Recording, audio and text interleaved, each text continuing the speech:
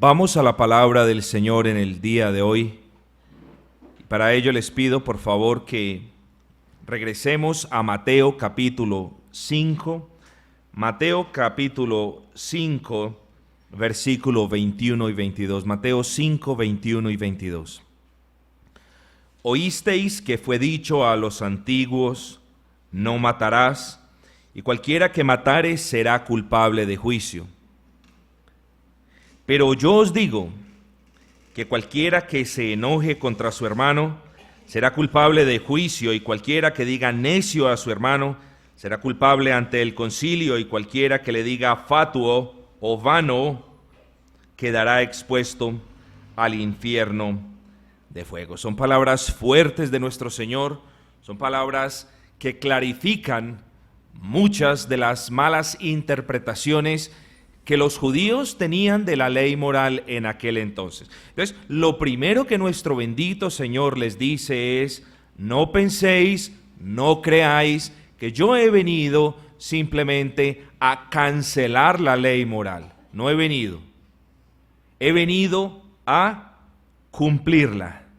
He venido a daros ejemplo de lo que vosotros debéis hacer.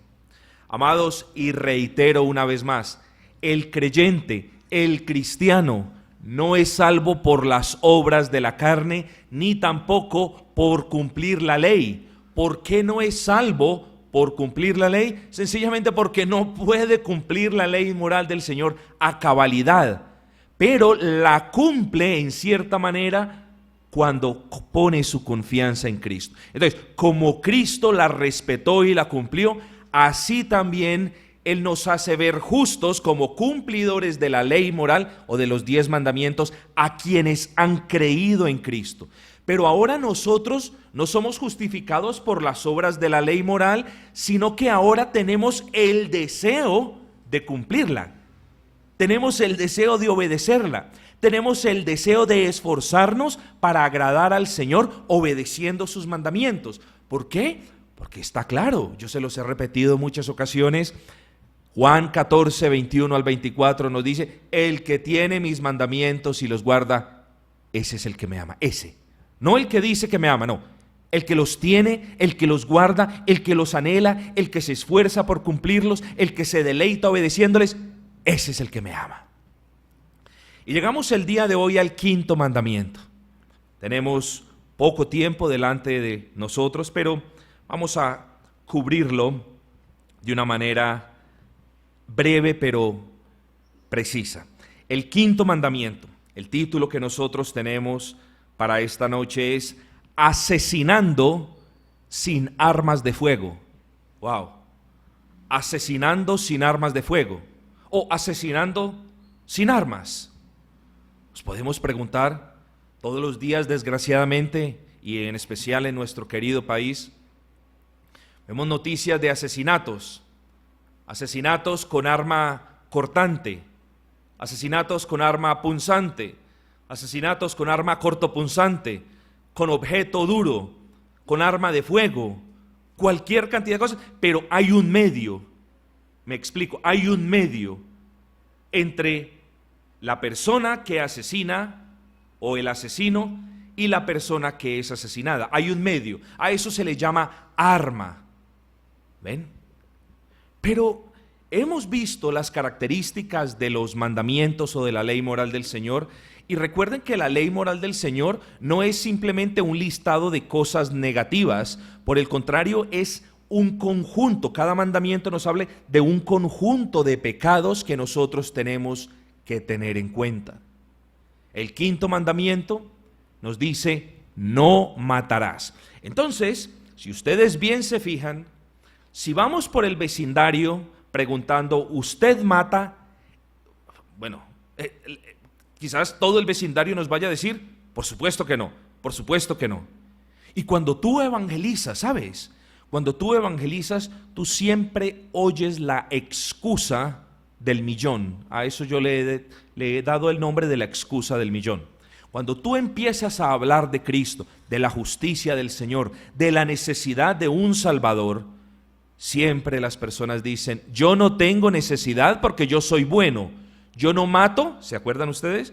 yo no mato, yo no robo, y la tercera usualmente es yo no le hago mal a nadie. Ese siempre es. Entonces, yo no mato, yo no robo, soy buen vecino, no le hago mal a nadie. Si cumplir la ley moral fuese así de sencillo, entonces nosotros podemos ser justificados por las obras de la ley. Pero Pablo nos dice, no soy justificados por las obras de la ley, sino por la fe en Cristo. Entonces, cuando el apóstol Pablo nos enseña esto, de inmediato nosotros tenemos que llegar a un entendimiento. Un momento. Entonces, cuando el Señor nos dice no matar, quizás está hablando más al respecto, está hablando de una gama de pecados. Amados, y Mateo 5:22 nos habla claramente de eso. Miren el contraste entre el versículo 21 y 22. Oísteis, no porque el Señor Jesucristo les estuviese diciendo a los judíos, mire, a vosotros os enseñaron de esta manera y ahora yo vengo a enseñaros de otra manera. No es ese el sentido del versículo 21 ni del 22. ¿Por qué digo que no es ese? Porque ustedes tienen el versículo 17 donde pueden decir, no penséis que he venido a abrogar, es decir, a cancelar la ley, ni tampoco he venido a reinventarla. Simplemente el Señor está explicando la ley moral como debe ser entendida.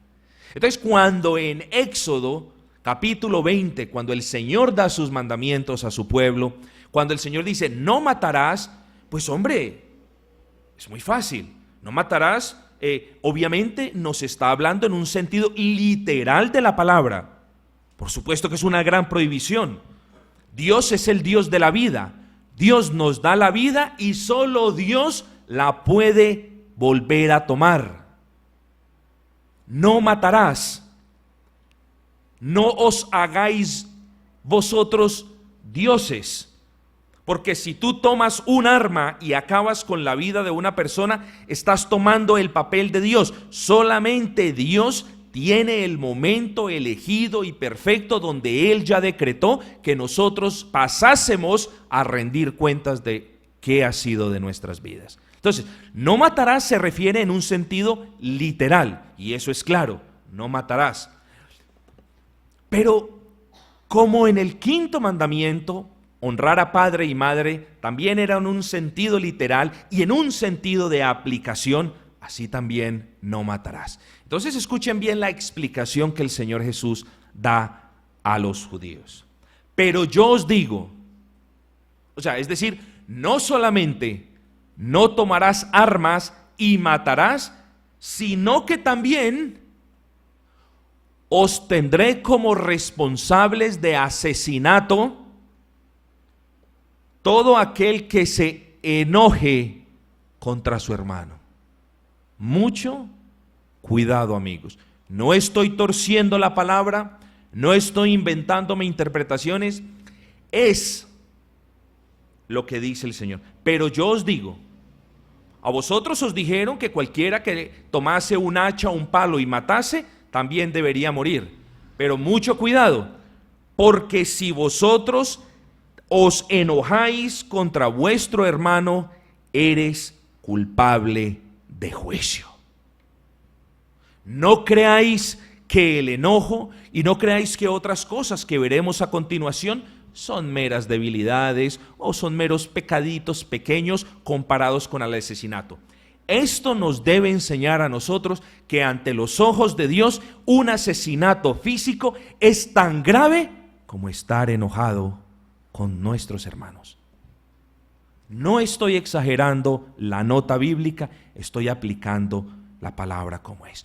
No estéis enojados con otro hermano. No guardéis ira ni raíz de amargura contra otra persona, porque estás cometiendo asesinato. Y ahora vamos a elaborar y a explicar el porqué.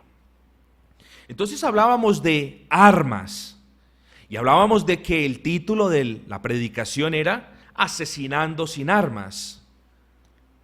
¿Cuál es el arma que nosotros utilizamos para asesinar? La lengua. Ese es el arma que nosotros utilizamos para asesinar. Y a la pregunta, ¿soy yo asesino?, quizás tú debas responderte, sí lo eres. Vamos a Santiago. Les voy a leer una porción en Santiago.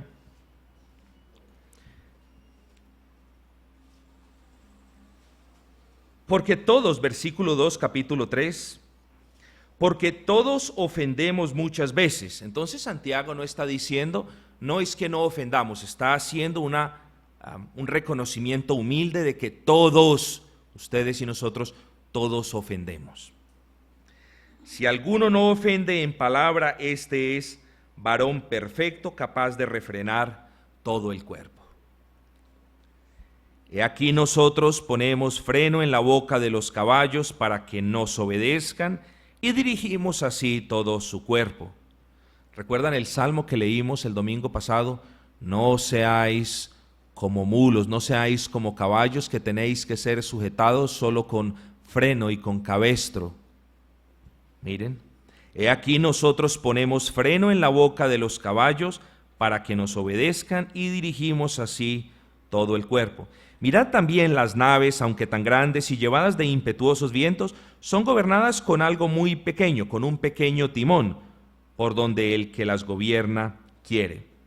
Así también la lengua es un miembro pequeño, pero se jacta de grandes cosas. Y mire cómo Santiago se refiere a los peligros del arma de la lengua.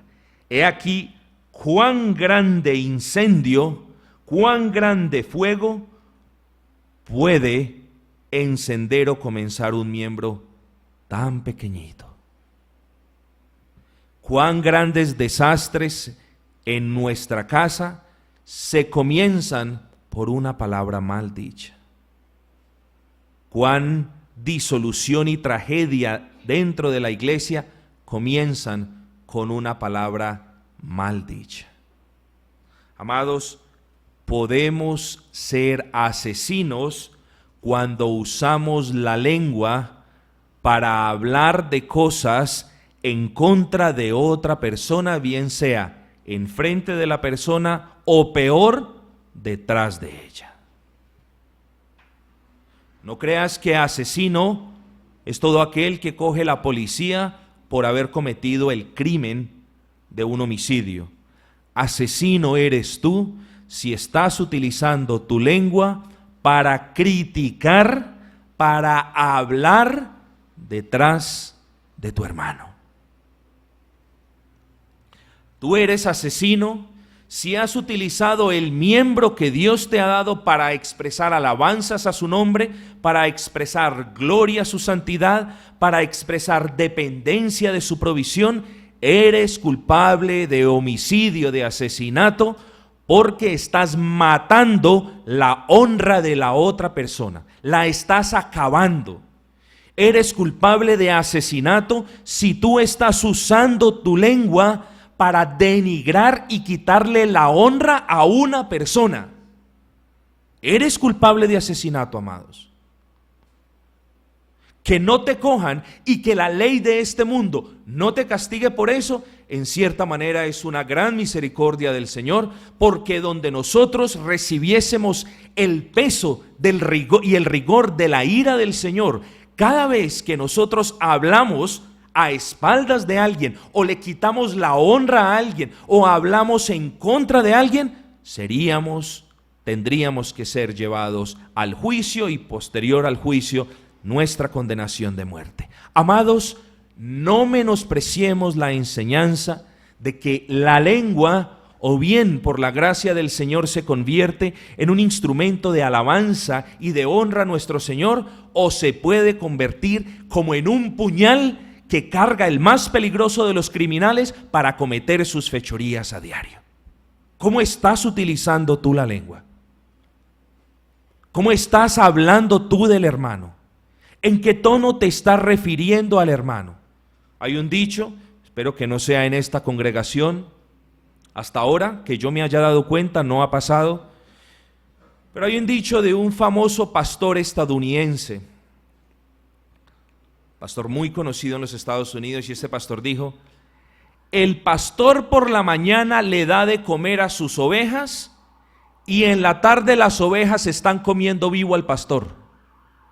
Espero que no sea el caso en esta congregación, pero es una verdad. Lo dijo uno de los pastores más conocidos en Estados Unidos. Lo dijo porque lo han hecho conmigo. Entonces, amados, no les prohíbo que no lo hagan conmigo. Lo que les digo es, les advierto de cómo usan su lengua cuando hablen del hermano, cuando hablen con el pastor, cuando hablen con alguien que nos visita. Cuidado con tu lengua. Cuidado, porque tu lengua puede ser tan peligrosa que prenda fuego y no hay nadie quien luego lo apague.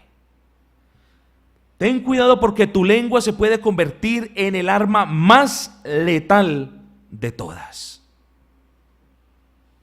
Amados, ten cuidado como tú te refieres al pastor y a los demás hermanos de la iglesia. Mucho cuidado.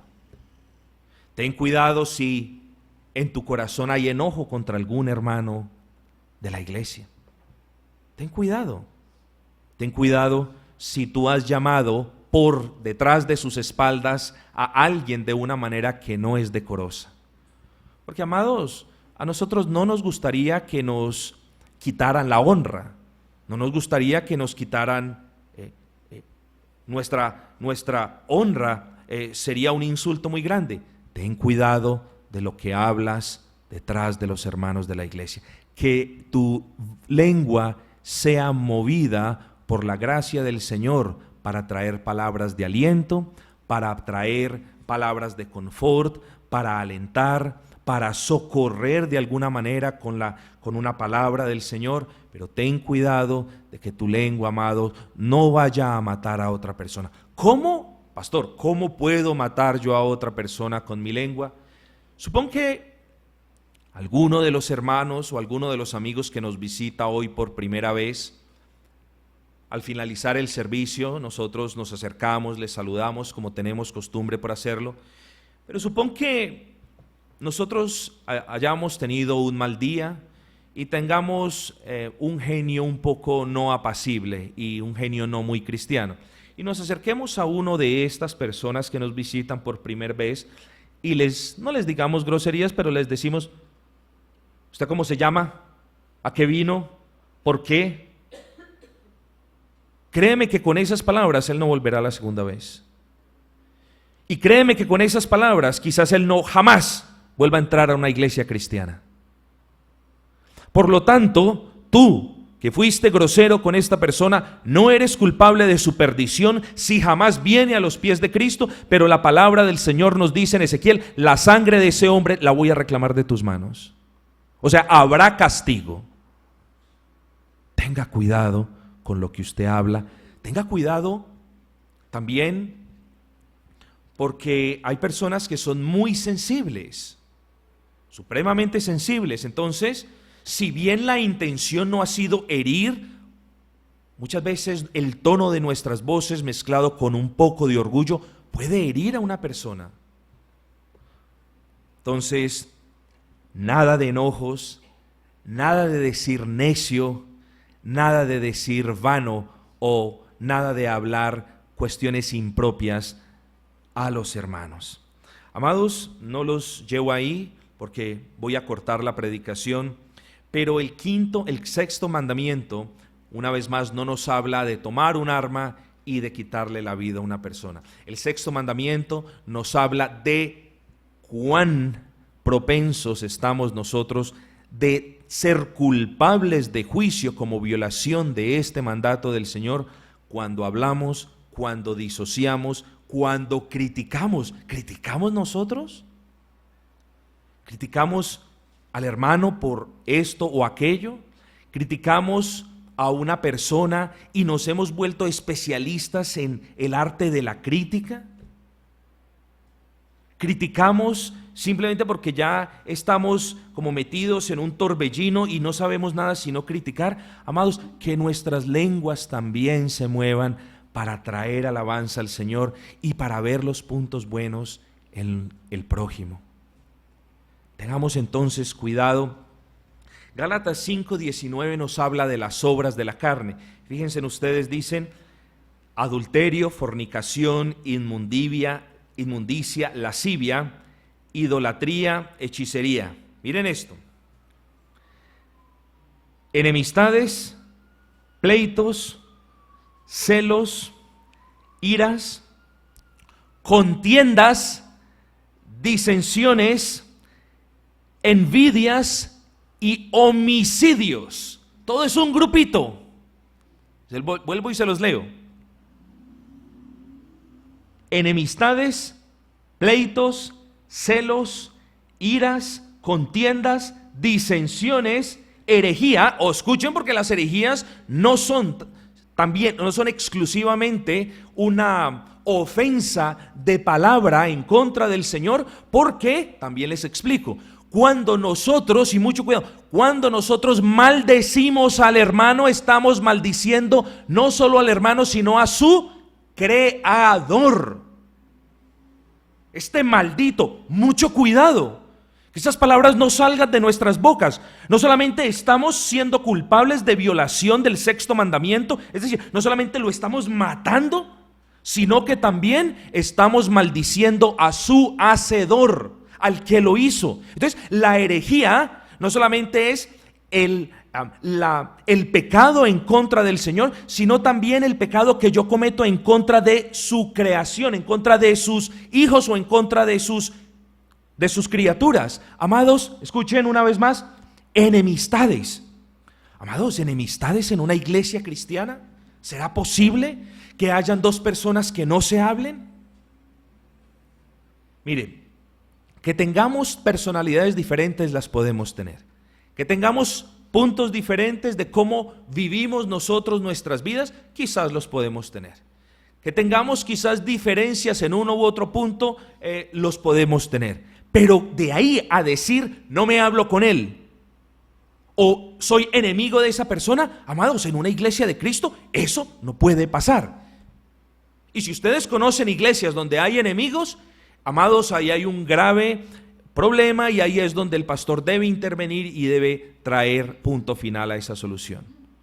Usualmente el que reclama no me saludó o me saludó de esta manera, también muchas veces es que no ha saludado a otros de igual manera. Entonces, antes de reclamar, amados, examinémonos a nosotros mismos y digamos: Señor, ¿será que soy yo culpable de violación de este mandamiento? ¿Qué nos manda el Señor? Deja allí tu ofrenda, déjala allí. Pero ahora te digo, reconcíliate primero con tu hermano. Antes de venir y alabar al Señor y exaltar al Señor y orar al Señor y ser instruido por la palabra, antes busca de manera cortés, busca el tiempo apropiado y búscalo para ir, y escuchen, y reconciliarte con tu hermano antes de que preste servicio al Señor. Amados, las enemistades no son parte de la iglesia de Cristo. Y si en una iglesia hay enemistad, debe haber disciplina inmediata. Es inmediato. Pleitos. ¿Podrá ser que algún hermano lleve a otro a un pleito en una corte judicial, en un juzgado? ¿No nos da claro mandamiento del apóstol Pablo de que arreglemos las cuestiones judiciales entre hermanos en la iglesia? ¿De que no traigamos vituperio al nombre de Cristo en un estrado judicial? Por supuesto que esas direcciones nos da el apóstol Pablo en Primera de Corintios. Pleitos dentro de la iglesia, esa es la palabra, es el pleito legal. Espero que aquí no haya nada. Hubo, no hace mucho tiempo, una situación que gracias al Señor corregimos, pero estas cuestiones ameritan una intervención pastoral de inmediato. ¿Por qué? Porque una iglesia con pleitos, ¿qué testimonio puede dar al mundo? ¿Cómo puede decir, vengan, porque no importa, aquí hay pleitos? Este no se habla con este porque este le pidió plata y aquel no le ha pagado. ¿Qué es esto? Gracias al Señor, amados hermanos, no somos una iglesia perfecta, pero somos una iglesia que anda en el temor del Señor y que cuando nos equivocamos traemos medidas correctivas de inmediato. Celos. ¿Tú tienes celos de un hermano? ¿O una hermana tiene celos de otra hermana? ¿O alguien tiene celos de un hermano que sirve? ¿O alguien tiene envidia de un hermano que hace esto o que hace lo otro? ¿Por qué vamos a tener celos? Los celos no son parte de la vida del creyente. Los celos son diabólicos, hermano. Nosotros venimos de eso donde la esposa cela al esposo. Bueno, estos celos son más, aquí en Gálatas, estos celos son más de envidia. ¿Tengo yo envidia de un hermano? Porque un hermano tiene cierta posición. ¿O tengo yo envidia de un hermano porque el hermano sirve al Señor? ¿O tengo yo envidia de un hermano porque el hermano tiene una comodidad? ¿Hay eso en alguno de nosotros? Oh, amados, cuán gozosos nosotros debemos estar con la provisión del Señor. Amados, no te conviertas en asesino teniendo enemistades, pleitos, celos o iras con tu hermano. Si ese es el caso, hoy llega una palabra de aliento que nos dice: busca reconciliarte con el hermano, busca hacerlo antes de que continúes sirviendo al Señor. Contiendas. ¿Qué es una contienda? Una contienda es una situación que se levanta donde la persona está siempre poniendo problema por algo. Una contienda es esa situación que se suscita cuando el hermano está siempre inconforme con la actitud o con las palabras de otro hermano, pero no tiene la humildad para venir y decirle con amor: mira esto o mira aquello. No, levanta contiendas, levanta problemas. De lo pequeño hace algo grande. Siempre esta persona, cuando el apóstol Pablo se refiere a las contiendas, siempre esta persona no tiene paz, siempre está buscando pelea, siempre es contencioso, siempre está buscando que le vea al hermano para criticarlo de una mala manera. Amados, nosotros no somos contenciosos, nosotros hemos venido y nos hemos sometido a Cristo. Sometámonos también los unos a los otros con gran amor. Envidias y homicidios.